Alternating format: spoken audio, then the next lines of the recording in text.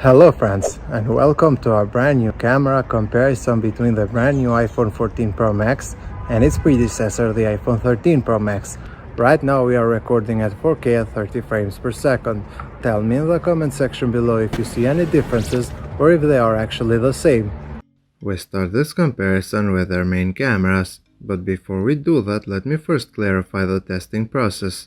All of the upcoming daylight pictures are taken in standard mode without adjusting any of the settings. Last year the iPhone 13 Pro Max had one of the best cameras on any smartphone, and now I am happy to report that the new 14 Pro Max improves on that device. When looking at daylight pictures side by side, both devices have the same iPhone style that we all know and love. Pictures taken with these devices have pleasing colors and look amazing. Dynamic range is also very good and similar, but of course there are some differences, so let me break them down.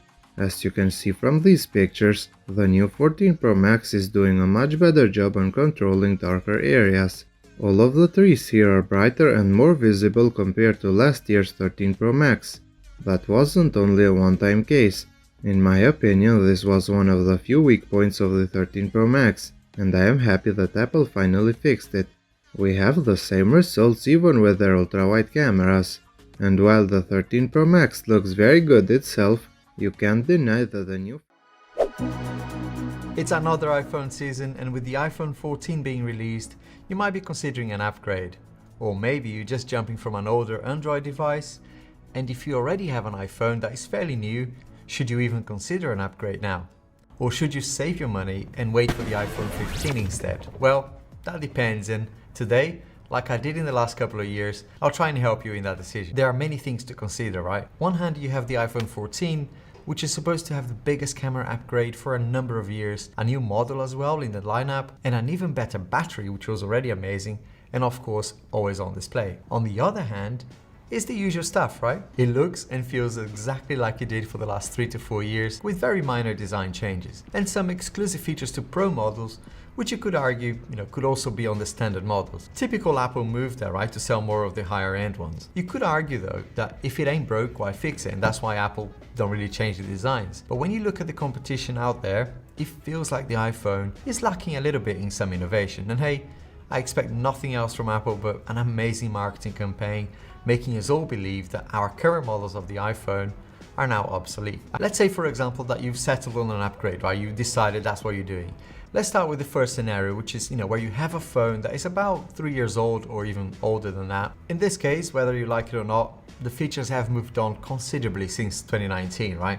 We have better cameras, we finally have some really decent displays now with 120 Hz. In the tech industry or doing tech reviews here, it's very easy for me to personally, keep chasing the latest and greatest, but even I have to remind myself of the fact that these upgrades are fairly minimal, and not everyone needs the latest and greatest, so I have to share a bit of responsibility here. I get no commissions on sales from Apple, so I don't give a crap, right? Apple did a killer job showing off the iPhone 14 lineup, but they conveniently left out 29 things, both good and many not so good. Let's start out with some simple ones and then get into the juicy details that you need to know. The first is that the iPhone 14 can now have a Mac-like startup chime when turning on instead of being silent, so it's a nice little confirmation for those that want it. As far as colors, they announced only 2 new ones for the Pro, but they didn't mention that the silver one is also updated because the glass on the back is now a true white instead of being off-white. Now the new space black color looks to be very similar to the old graphite on their website,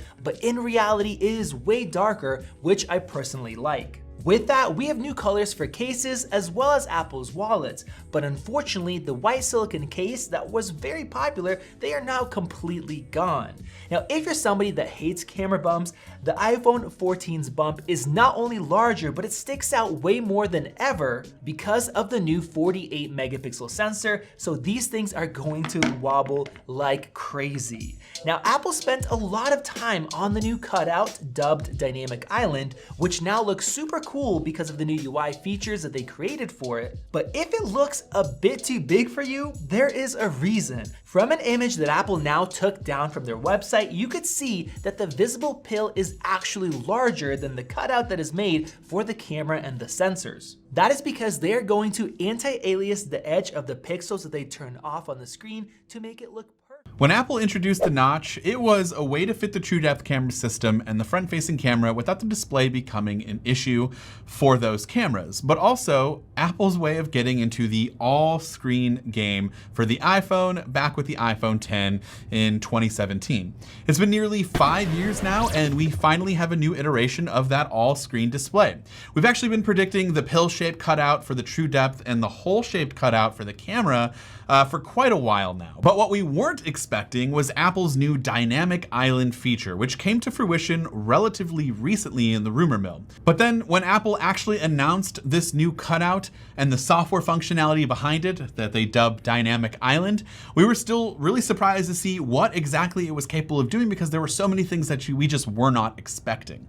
So what is Dynamic Island? Well, let's just say only Apple is a company that can name a camera cutout something so intense, but also they're one of the few companies that I believe actually put the time and effort to make something that is supposed to just genuinely be dead space in an iPhone be useful and non-obtrusive. With a combination of hardware and software, the Dynamic Island can morph into different shapes and sizes for things such as incoming phone calls, alerts, notifications, Face ID, authentication, timers, turn-by-turn navigation, and just so much more.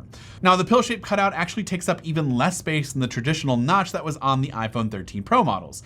And as we all know, the notch really served no purpose other than allowing you to use your front-facing camera and the true depth camera system and some of the sensors that were... Let's take a look at the specs of new products, and the screens are the same, the sizes are the same, the processors are again the same. Almost. 5 GPU cores instead of 4 in the iPhone 13. Yes, even the camera system has remained unchanged.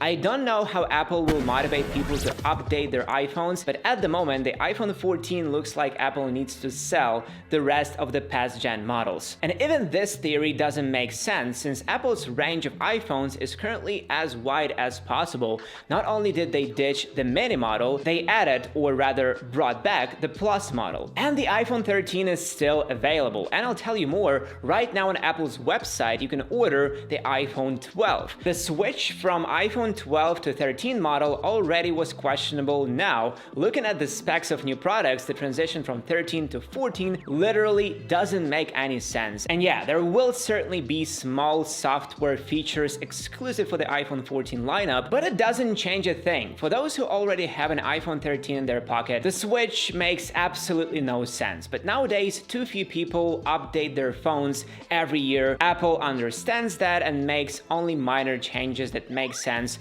only when stacked up. The logic is simple. If you have an iPhone XS, XR, or even 10, you can safely buy the new one. iPhone 11 users can think about upgrading, but not necessarily.